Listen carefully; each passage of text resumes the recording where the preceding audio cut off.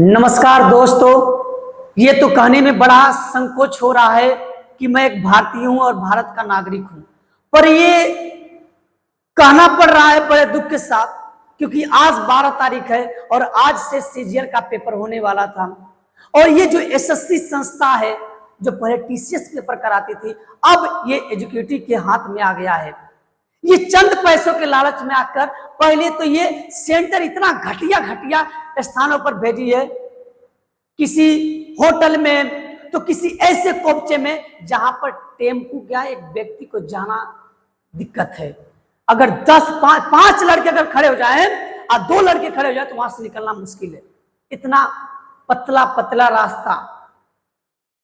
और उससे हद तो तब हो गई है कि यह पेपर कई स्थानों पर स्थगित करा दिया गया है। और उन लड़कों पर क्या बीत रही होगी जो पेपर देने गए थे, घर से निकले थे, और किसी का 400, किसी का 500, किसी का 200, किसी का 300 किलोमीटर दूरी पर यह सेंटर गया है।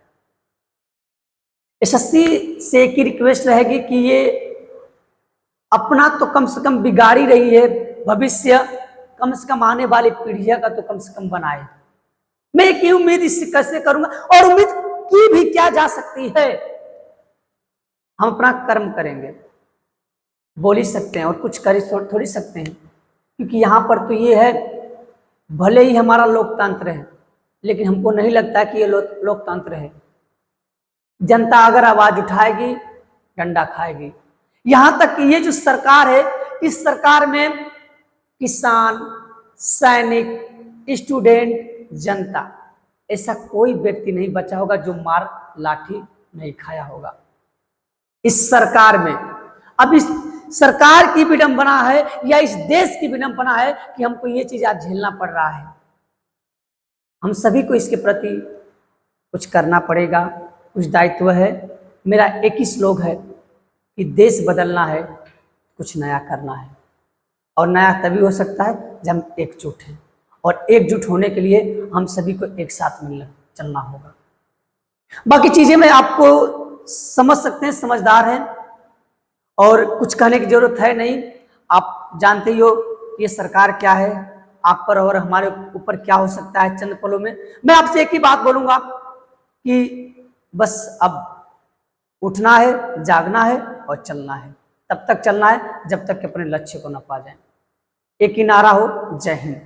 तो मैं आज आपके लिए लेकर आया हूं थोड़ा सा ये एसएससी के जो PYQs हैं। मैं यहाँ पर गगन प्रताप सर और उनकी टीम को बहुत बहुत धन्यवाद देना चाहूंगा, जो कि ये पूरे 645 क्वेश्चन को एक ही किताब में कंपाइल कर दिए हैं, ताकि हमको कहीं और जाने की जरूरत न पड़े, ताकि हम एक ही किताब में सारा चीजें कंप्लीट कर सकें। तो ये जो 645 क्वेश्चन का PYQ है, ये जो जितने भी प्रश्न CGL हो गया, CHSL हो गया, MTS हो गया, आपका CPU हो गया, उसके बाद SSC GD हो गया, सिलेक्शन पोस्ट हो गया, ठीक है, इसमें भी पूछा गया है, स्टेनो में पूछा गया है, जेईई प्री में 2024 में जितने भी क्वेश्चन आए हैं सब, ये जो सर ये जाता है हमारा, ठीक है, ये पूरा का पूरा जाता है हमारे गगन प्रताप सर और उनकी टीम को। यहाँ पर कंबाइंड ग्रेजुएट लेवल एग्जामिनेशन यानी कि टीयर 1 के पेपर जो भी आए थे, ये आपके सामने है। यहाँ पर मैं आपको दिखा दूं स्क्रीन पे कि क्या क्या है मेरे साथी, ठीक है। यहाँ पर बकायदा इस किताब में आपको पूरा सोल्यूशन यानी विद द आंसर के साथ दिया गया है कि कैसे कैसे प्रश्न पूछे गए हैं, ठीक है। अब मैं आपको थोड़ा सा यहाँ पर बता दूं कि क्या है। चलिए, अब यहां पर कह रहा है कि निम्नलिखित में से कौन सा भारतीय नागरिक का मौलिक कर्तव्य नहीं है। यहां पर कह रहा है कि जो आप कह रहा है क्वेश्चन पूछा है कि निम्नलिखित में से कौन सा भारतीय नागरिक का मौलिक कर्तव्य नहीं है, यानी ये पॉलिटी से क्वेश्चन आया हुआ है। कह रहा है कि सार्वजनिक संपत्ति की रक्षा करना और हिंसा को समाप्त करना, ये मौलिक कर्तव्य नहीं है? बिल्कुल है। स्वतंत्रता के लिए हमारे राष्ट्रीय संघर्ष को प्रेरित करने वाले महान विचारों को सहजोना और उनका पालन करना, क्या ये है? बिल्कुल। वैज्ञानिक सोच, मानवतावाद और ज्ञानार्जन एवं सुधार की भावना विकसित करना, आपका ऑप्शन सी। ऑप्शन डी है कि 5 वर्ष की अनिवार्य राष्ट्रीय सेवा।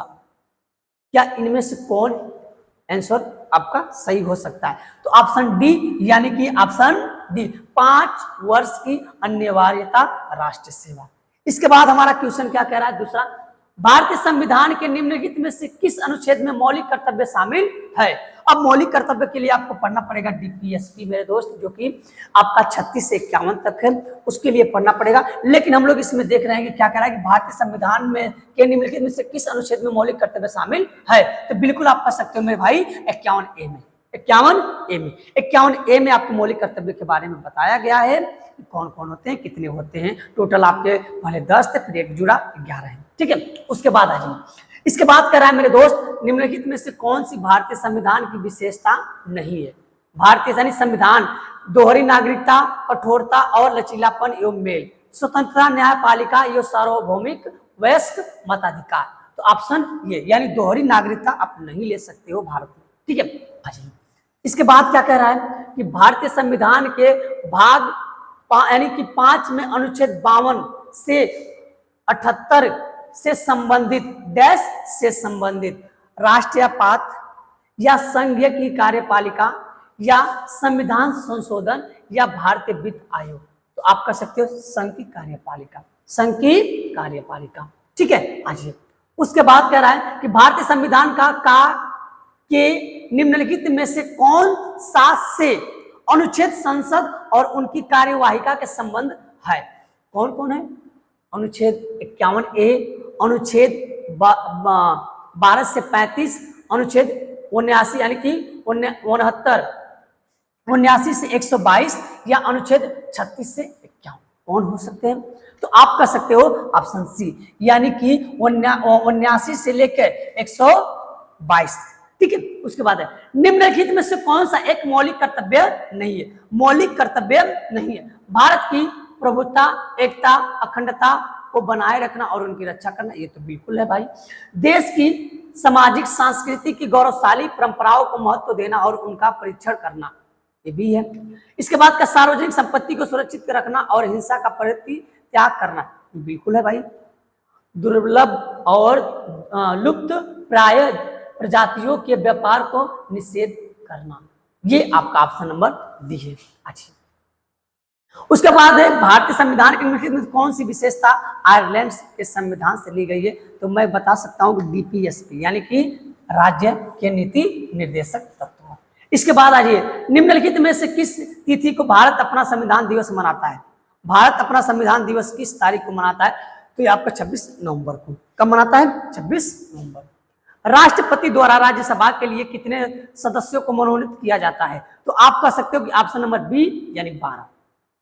कितने मेरे भाई, 12। आज कह रहा है कि यहां पर अगर आप थोड़ा स्क्रीन पे देखें तो क्या कह रहा है कि भारतीय संविधान के भाग 4 में अनुच्छेद 36 से लेकर 51 तक निम्नलिखित में से किसका वर्णन किया गया है। तो आप कह सकते हैं डीपीएसपी यानी कि राज्य के नीति निर्देशक तत्व, ये आपका हो सकता है।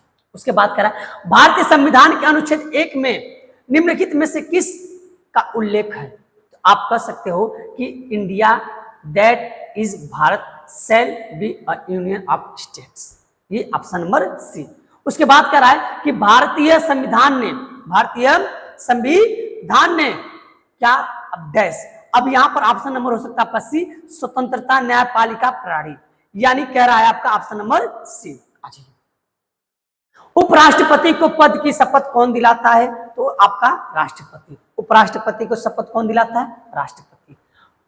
जब आप कुछ स्कूली विद्यार्थियों को हुमायूं के मकबरे की शैक्षणिक यात्रा के दौरान दीवारों पर अपना नाम लिखते हुए देखते हैं तो आप पर कौन सा मौलिक कर्तव्य लागू हो जाएगा। तो ऑप्शन नंबर ए, सार्वजनिक संपत्ति की सुरक्षा करना, यानी जितने भी सरकार के सामान हैं उन सभी का सुरक्षा स्वयं हम कर सकते हैं, ठीक है। आज कौन सा अनुच्छेद राष्ट्रपति के निर्वाचन से संबंधित है। तो ऑप्शन नंबर आपका सी, अनुच्छेद 54।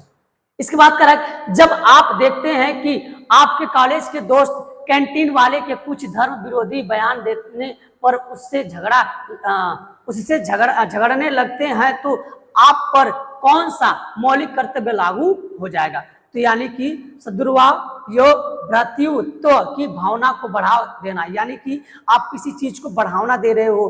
तो ऑप्शन नंबर डी। आज 17 क्वेश्चन कह रहा है कि भारतीय संविधान के निम्नलिखित में से किस अनुच्छेद में ग्राम पंचायतों का उल्लेख है। ऑप्शन नंबर डी यानी कि 40। 40 में ग्राम पंचायतों के बारे में उल्लेख मिलता है। अच्छा, कह रहा है कि भारत में राजनीतिक दलों के संबंध में निम्नलिखित में से कौन सा कथन सही है? Option number B.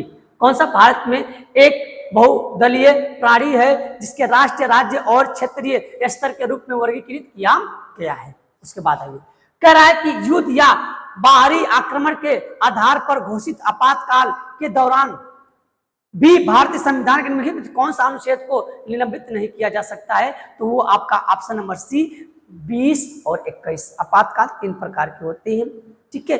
तीनों काल, अगर तीनों आपातकाल में से कोई भी लगता है तो हमारा अनुच्छेद 20 और 21 को निलंबित नहीं किया जाएगा। आ जाइए, 20 क्वेश्चन क्या कह रहा है कि भारतीय संविधान के भाग 4A को भारतीय संविधान में डैश संवैधानिक संशोधन अधिनियम के माध्यम से शामिल किया गया है। कौन सा हो सकता है? ऑप्शन नंबर डी, यानी कि 42वां।